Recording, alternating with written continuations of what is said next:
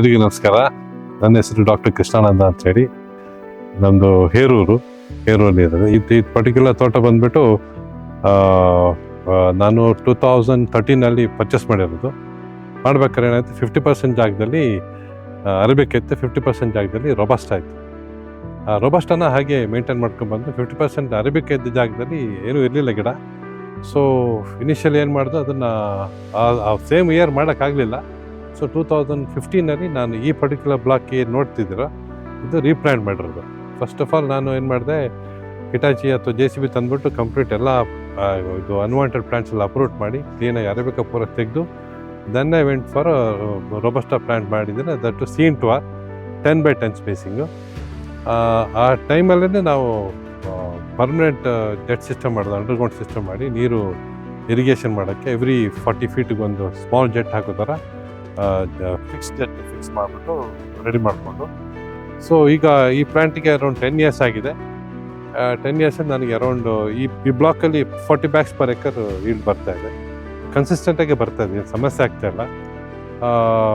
ನಾನು ಒಂದು ಇಯರ್ಲಿ ಒಂದು 4 rounds ಮಿನಿಮಮ್ ಮೆನ್ಯೂರ್ ಮಾಡ್ತೀವಿ. 4 to 5 ಅಥವಾ ಯಾರದ್ದು ಸೇರಿಸ್ಬೇಕು 6 rounds ಆಗುತ್ತೆ. ಯಾರದ್ದು ಮೆಟ್ರೋಬೋರ್ ಟ್ವೈಸ್ ಅಂತೂ ಯೂಸ್ ಮಾಡ್ತಾನೆ ಇದ್ದೀವಿ. That in the pre and post monsoon ತುಂಬಾ ಹೆಲ್ಪ್ ಆಯಿತು. ಒಂದು ಕ್ಲಸ್ಟರ್ಸ್ ಜಾಸ್ತಿ ಆಗಿದೆ, second number of berries in particular bunch ಇದೆ ಜಾಸ್ತಿ ಇದೆ. So and next year future ಅಂದರೆ ನೆಕ್ಸ್ಟು ಕ್ರಾಪ್ ವುಡ್ ಕೂಡ ಜಾಸ್ತಿ ಆಗ್ತದೆ. ನಾನ್ ಆನ್ ಆ್ಯಾವ್ರೇಜ್ ನಮಗೆ ಈ ಕ್ರಾಪೇ ಸಿಗ್ತಾ ಇದೆ, ನಮಗೇನು ಕಮ್ಮಿ ಅಂತ ಆಗ್ತಾ ಇಲ್ಲ. ಹೇಳಬೇಕಂದ್ರೆ ಯಾರಾದರೂ ಅಂದರೆ ತುಂಬಾ ಹೆಲ್ಪ್ ಆಗಿದೆ in terms of crop yield as well as ಗಿಡ ತುಂಬ ಗ್ರೀನಿಶ್ ಆಗಿ ಬಂದಿದೆ. ಮೊದಲು ಸ್ವಲ್ಪ ಯೆಲ್ಲೋಯಿಶ್ ಇರ್ತಿತ್ತು ಆ್ಯಂಡ್ ಯಾವುದು ಡಿಫಿಷಿಯನ್ಸಿ ಏನು ಕಾಣ್ತಿಲ್ಲ, ಆ ಥರ ಇಂಪ್ರೂವ್ ಆಗಿದೆ. So I recommend everybody to use Yara Nitrobor at least once. If you use twice is much better I feel. Okay, package ಅಂತ ಬಂದರೆ ನಾವು ಸಾಧಾರಣ ಸಾಯಿಲ್ pH ಚೆಕ್ ಮಾಡಿ in the month of November ನಾವು ಯೂಶ್ವಲಿ ಸಾಯಿಲ್ pH ಚೆಕ್ ಮಾಡಿ go for liming. Alternate 1 ವರ್ಷ ಡಾಲಮೇಟು, 1 ವರ್ಷ agriculture lime ಹಾಕ್ತೀವಿ. ಸೊ ನೆಕ್ಸ್ಟ್ ಸ್ಟಾರ್ಟ್ ಆಗೋದು February 15th ಮೇಲೆ ಇರಿಗೇಷನ್ ಸ್ಟಾರ್ಟ್ ಮಾಡ್ತೀವಿ. ಅಂದರೆ ಅವಾಗ 15th ಮೇಲೆ, ಅದಕ್ಕಿಂತ ಮೊದಲು ಸ್ಟಾರ್ಟ್ ಮಾಡಲ್ಲ.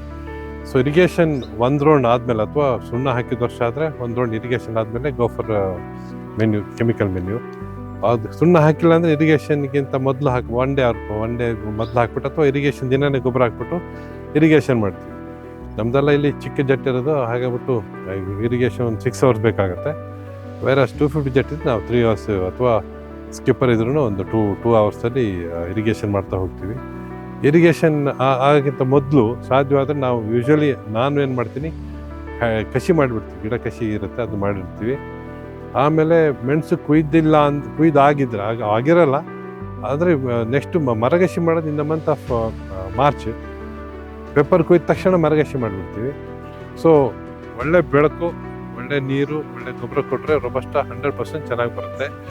ಆದರೆ ಒಂದು ಅಬ್ಸರ್ವ್ ಮಾಡ್ಬೇಕೇನೆಂದರೆ, ಪ್ರೀವಿಯಸ್ ಇಯರ್ ಏನಾದ್ರು ಕೊಳೆ ಬಂದಿದ್ರೆ ಅಥವಾ ಮಿಲಿಬಗ್ ಬಂದಿದ್ರೆ ನಾವೊಂದು ಫೋಲಿಯರ್ ಕೊಡಲೇಬೇಕಾಗತ್ತೆ. ಒಂದು ಮಿಲಿಬಗ್ಗಿಗೆ ಇಮಿಡಾ ಅಥವಾ ಕೊಳೆ ಬಂದಿದ್ರೆ ಗ್ಲೋಯಿಟ್ಟು ಅಥವಾ ಸ್ಪಾಟ್ಲೈಟ್ ಯಾವ್ದು ಸ್ಪ್ರೇ ಮಾಡಬೇಕಾಗತ್ತೆ. ಇಲ್ಲಾಂದರೆ ನಾನು ಅಬ್ಸರ್ವ್ ಮಾಡಿದ ಪ್ರಕಾರ ಫಸ್ಟ್ ಇರಿಗೇಷನಿಂದನೇ ಕೊಳೆ ಸಾಕಾಗುತ್ತೆ.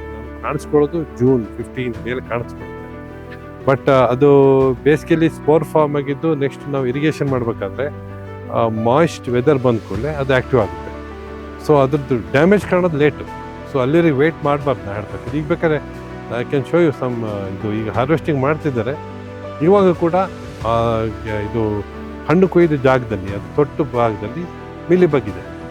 ಸೊ ಅಂದರೆ ಅದು ಅವತ್ತಿಂದನೂ ಉಂಟು, ಅದು ಡ್ಯಾಮೇಜ್ ತುಂಬ ಮಾಡಿದೆ. ಅಂದರೆ ಈ ವರ್ಷ ತುಂಬ ಅಬ್ಸರ್ವ್ ಮಾಡ್ತಿದ್ದೀವಿ. ಸೊ ಕಾಣ್ತಾ ಉಂಟು.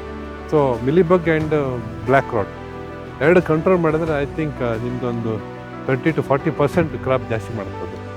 ಸೊ ಅದನ್ನು ಮಾಡದೇ ಇದ್ದರೆ ನಿಮಗೆ ಕ್ರಾಪ್ ಲಾಸ್, ಹಣ್ಣು ಹೂವಾಗುತ್ತೆ, ನಿಮಗೆ ಚಿಕ್ಕ ಕಾಯಿ ಕಾಣುತ್ತೆ, ಕೊಯ್ಬೇಕಾದ್ರೆ ಇರೋದು ಕ್ಲಸ್ಟರ್ಸ್ ಬಂಚ್, ಒಂದೊಂದು ಕ್ಲಸ್ಟರಲ್ಲಿ ಬಂಚಸಲ್ಲಿ ನಂಬರ್ ಆಫ್ ಫ್ರೂಟ್ ಕಮ್ಮಿ ಆಗ್ತಾ ಹೋಗುತ್ತೆ. ಸೊ ಅದನ್ನು ನಾನೇನು ಹೇಳ್ತಿದ್ದೇನೆ, ಎಲ್ಲರೂ ದಯವಿಟ್ಟು ಅದನ್ನು ಅಬ್ಸರ್ವ್ ಮಾಡಿ. ಅದು ಇನಿಷಿಯಲಿ ಮಾಡಬೇಕು. ನಾವು ಬೇಸಿಗೆಯಲ್ಲಿ ಏನು ಕಾಯಿಲೆ ಬರಲ್ಲ, ನೋಡಬಾರ್ದು ಅಂತಿದ್ರೆ ದೊಡ್ಡ ತಪ್ಪಾಗುತ್ತೆ. ಯಾಕಂದ್ರೆ ನಮಗೆ ಕಾಯಿಲೆ ಬರೋದೇ ಮತ್ತು ಕಂಟ್ರೋಲ್ ಮಾಡೋಕೆ ಈಸಿ ಆಗೋದೇ ಬೇಸಿಗೆಲಿ. ಸೊ ನಾವು ಜೂನ್ ಹೊತ್ತಿಗೆ ಉದುರೋದ್ಮೇಲೆ ಏನು ಆ್ಯಕ್ಷನ್ ತೊಗೊಂಡು ಏನು ಪ್ರಯೋಜನ ಆಗಲ್ಲ. ಸೊ ಇದು ಕಾಯಿಲೆ ಬರೋಕ್ಕಿಂತಲೇ ಮೊದಲು ನಾವು ಜಾಗ್ರತೆ ಆಗಿಬಿಟ್ರೆ ನಾವು ತುಂಬಾ ಕ್ರಾಪ್ ಇಂಪ್ರೂವ್ ಮಾಡ್ಕೊಬೋದು. ಯಾಕಂದರೆ ಒಂದು ಬ್ಲ್ಯಾಕ್ ರಾಟು ಮತ್ತು ಮಿಲಿಬಗ್, ದಟ್ಸ್ ನನ್ನ ಲೆಕ್ಕದಲ್ಲಿ ರೋಬಸ್ಟಕ್ಕೆ those two are major setbacks. First irrigation ಎಲ್ಲ ಮಾಡಿ ಗೊಬ್ಬರ ಕೊಟ್ಟು ಏನು ಮಾಡಿದ್ರು ಕೂಡ ಅದೆರಡು ಕಂಟ್ರೋಲ್ ಮಾಡಿದಂದರೆ ಯು ಲೂಸ್ ಕ್ರಾಪ್ ಲೈಕ್ ನೀ. ಆಯ್ತು, ಎಲ್ರಿಗೂ ನಮಸ್ಕಾರ. ನಾನು ಮಂಜು ಕುಶಾಲ್ ಮೂರ್ತಿ ಮಾತಾಡ್ತಿದ್ದೀನಿ, ಯಾರ ಪಡ್ಲೇದಷ್ಟಿಲ್ಲ. ಸೊ ಇವತ್ತು ಡಾಕ್ಟರ್ ಕೃಷ್ಣಾನಂದ್ ಸರ್ ತೋಟದಲ್ಲಿದ್ದೀವಿ. ತುಂಬ ಖುಷಿ ಆಯಿತು. ಬೆಳಗ್ಗೆಯಿಂದನೂ ಸುಮಾರು ತೋಟ ಎಲ್ಲ ಸುತ್ತಾಡ್ತಿದ್ವಿ. Sir thank you. ನಿಮಗೆ ಕಾಫಿ ಮೇಲಿರೋ ಒಂದು ಪ್ರೀತಿ ಆ್ಯಂಡ್ ಅಗ್ರಿಕಲ್ಚರ್ ಮೇಲಿರೋ ಒಂದು ಪ್ರೀತಿ ಆ್ಯಂಡ್ ನಿಮ್ಮದು ಸುಮಾರು ಮಾತುಗಳನ್ನ ಟಾಕ್ಗಳನ್ನ ಕೇಳ್ತಾ ಇರ್ತೀನಿ, ತುಂಬ ಇನ್ಸ್ಪೈರಿಂಗ್ ಆಗಿರುತ್ತೆ. ಹಾಗಾಗಿನೇ ಅದೇ ಒಂದು ರೀಸನ್ನು ನಿಮ್ಮಿಂದ ಏನು ಪ್ರಾಕ್ಟೀಸ್ ಆಗ್ತಾ ಇದೆ ಆ್ಯಂಡ್ ಜನಗಳಿಗೆ ಒಂದು ರೀಚ್ ಮಾಡಬೇಕು ಅಂತ. ಸೊ ನಿಮ್ಮಿಂದ ಸರ್ ಕಾಫಿ ಬೆಳೆಗಾರರಿಗೆ ಒಂದು 2-3 ಟಿಪ್ಸ್ ಹೇಳಬೇಕು ಅಂತ ಹೇಳಿದ್ರೆ, ಒಂದು ಒಳ್ಳೆ ಬೆಸ್ಟ್ ಪ್ರಾಕ್ಟೀಸ್ನ ಮಾಡೋಕ್ಕೆ ಅಗ್ರಿಕಲ್ಚರ್ನ ಹೇಗೆ ಮಾಡೋದು ಆ್ಯಂಡ್ ಒಂದು ಒಳ್ಳೆ ಕಾಫಿ ಪ್ರೊಡಕ್ಷನ್ನ ಬರಲಿಕ್ಕೆ ಏನೆಲ್ಲ ಕೆಲಸ ಮಾಡಬೇಕು ಅನ್ನೋ ಒಂದು 2-3 ಟಿಪ್ಸ್ ಹೇಳೋದಾದ್ರೆ ನೀವು ಏನು ಹೇಳ್ಬೋದು ಸರ್ ನಮ್ಮ ಕಾಫಿ ಬೆಳೆಗಾರ? ಓಕೆ, ನಾವು ಏನು ಹೇಳೋಕ್ಕೆ ಇಷ್ಟಪಡ್ತೀನಿ ಅಂತ ಹೇಳಿದ್ರೆ, ನೀವು ಆದಷ್ಟು ಸ್ಟಡಿ ಮಾಡಿ ಕಾಫಿ ಬಗ್ಗೆ. ಯಾಕೆಂದ್ರೆ ನಮ್ಗೆ ಗೊತ್ತು ಅಂತ ಯಾವತ್ತೂ ಆಗಲ್ಲ. ಸೊ ಹೊಸ ಹೊಸ ಕಾಯಿಲೆಗಳು ಬರ್ತಿರುತ್ತೆ, ಅದಕ್ಕೆ ಹೊಸ ಹೊಸ ರೆಮಿಡಿ ಇದೆ ಅಥವಾ ಹೊಸ ಹೊಸ ಟೆಕ್ನಾಲಜಿ ಇದೆ, ಯಾವ ಥರ ಇಂಪ್ರೂವ್ ಮಾಡಬೇಕು ಅನ್ನೋದು. ಪ್ಲಸ್ ಇನ್ನೊಂದು ಹೇಳೋಕ್ಕೆ ಇಷ್ಟಪಡ್ತೀನಿ ಅಂದರೆ, ನೀವು ಆದಷ್ಟು ತೋಟದಲ್ಲಿ ಟೈಮ್ ಸ್ಪೆಂಡ್ ಮಾಡಬೇಕು. ಪ್ಲಸ್ ನಮಗೆ ಗೊತ್ತಿರಬೇಕು, unless you can't see it. ನಮಗೆ ತಲೆಯಲ್ಲಿ ಗೊತ್ತಿರಬೇಕು ಏನಿದೆ, ಅದು ತೋಟಕ್ಕೆ ಹೋದಾಗ ಕಾಣುತ್ತೆ. ಸಬ್ಜೆಕ್ಟು ಫಸ್ಟ್ ಸ್ಟಡಿ ಮಾಡ್ಕೊಂಡ್ವಿ. ಅದಕ್ಕೆ ನಮ್ಮ ಕಾಫಿ ಗೈಡು ಅದು ಇದು ಸುಮಾರು ಬುಕ್ಸ್ ಇದೆ. ನಾನು ಇನ್ನೊಂದು ಹೇಳೋಕ್ಕೆ ಇಷ್ಟಪಡ್ತೀನಿ ಅಂದರೆ, ಹೆಚ್ಚಿನವರು ಅದನ್ನು ಇನ್ಕ್ಲೂಡಿಂಗ್ ನಾನು ಕೂಡ ಆಗಿರ್ಬೋದು, ಬೆಳಗ್ಗೆ ಎದ್ದು ಮಾಸ್ಟರ್ಸ್ ಮಾಡಿ ಜನ ಎಷ್ಟು ಬಂದಿದ್ದಾರೆ ಅಂತೇಳಿ ಜನಗಳಿಗೆಲ್ಲ ಕೆಲಸ ಹೇಳ್ಬಿಟ್ಟು ನಾವು ಹೊರಟ್ರೆ ಸಾಯಂಕಾಲ ಬಂದು ಇಲ್ಲದಿಲ್ಲ. ಸೊ ನಮ್ಮ ಅಟೆಂಡೆನ್ಸ್ ನಾವು ಹಾಕ್ತಾ ಇಲ್ಲ ಯಾರೂ. ನನಗೆ ಗೊತ್ತಿದ್ದಂಗೆ 90% ಪ್ಲಾಂಟರ್ಸು ಅವ್ರವ್ರ ಸ್ವಂತ ಅಟೆಂಡೆನ್ಸ್ ತೋಟದಲ್ಲಿ ಎಷ್ಟು ದಿನ ಇದ್ದೀನಿ, ಎಷ್ಟು ಗಂಟೆ ಇದ್ದೀನಿ ಅಂತ. ಅದೇ ಫಾರ್ ಎಕ್ಸಾಂಪಲ್ ನೀವು ಜಾಬಿಗೆ ಹೋದ್ರೆ ನೀವು ತಮ್ಮ ಇಂಪ್ರೆಷನ್ ಕೊಟ್ಟು ಒಳಗೆ ಹೋಗ್ಬೇಕು, ತಮ್ಮ ಇಂಪ್ರೆಷನ್ ಕೊಟ್ಟು ಹೊರಗೆ ಬರಬೇಕು. ಸೊ ಅಲ್ಲಿ ಲೆಕ್ಕ ಇದೆ. ಈ ಲೆಕ್ಕನ ನಾವು ಇಟ್ಕೊಂಡ್ರೆ ಒಂದು ವಾರದಲ್ಲಿ ಎಷ್ಟು ದಿನ ಎಷ್ಟು ಗಂಟೆ ನಮ್ಮ ತೋಟಕ್ಕೆ, ನಮಗೆ ಬ್ರೆಡ್ ಆ್ಯಂಡ್ ಬಟರ್ ಆಗಿರುವಂಥ ತೋಟಕ್ಕೆ ನಾವು ಎಷ್ಟು ದಿನ ನಾವು ಟೈಮ್ ಸ್ಪೆಂಡ್ ಮಾಡಿದ್ದೀವಿ, ದಟ್ಸ್ ವೆರಿ ಇಂಪಾರ್ಟೆಂಟ್. ಹಾಗೆ ನೀವು ವರ್ಷದಲ್ಲಿ ನೀವು ಎಷ್ಟು ದಿನ ರಜೆ ತೊಗೊಂಡ್ರಿ, ಎಷ್ಟು ದಿನ ತೋಟದಲ್ಲಿ ಕೆಲಸ ಮಾಡಿದ್ರಿ, ಎಲ್ಲ ಲೆಕ್ಕ ಸಿಗುತ್ತೆ. ಆವಾಗ you will come to know ನಾವು ಎಷ್ಟು ಸೀರಿಯಸ್ ಆಗಿ ಡಿಸಿಪ್ಲಿನ್ ಆಗಿ ತೋಟದಲ್ಲಿ ಕೆಲಸ ಮಾಡಬೇಕು ಅಂತ. ಸೊ ಇದೊಂದು ಅಳವಡಿಸ್ಕೊಂಡ್ರೆ ನಾನು ತಿಳಿದ ಮಟ್ಟಿಗೆ ನಿಮ್ಮದೊಂದು 75% ತೋಟಗಳು ರೆಡಿ ಆಗಿಬಿಡ್ತವೆ. ತೋಟಕ್ಕೆ ಹೋದರೆ ಸಾಕು, ಗಿಡ. ನಮ್ಮ ತಂದೆ ಹೇಳ್ತಾಯಿದ್ರು, ನೀವು ಏನು ಮಾಡೋದು ಬೇಡ, ತೋಟಕ್ಕೆ ಹೋಗು, ಗಿಡ ನೋಡು, ಗಿಡನೇ ಹೇಳುತ್ತೆ, ಗಿಡನೇ ಮಾತಾಡುತ್ತೆ ಅಂತ ಹೇಳ್ಬಿಟ್ಟು.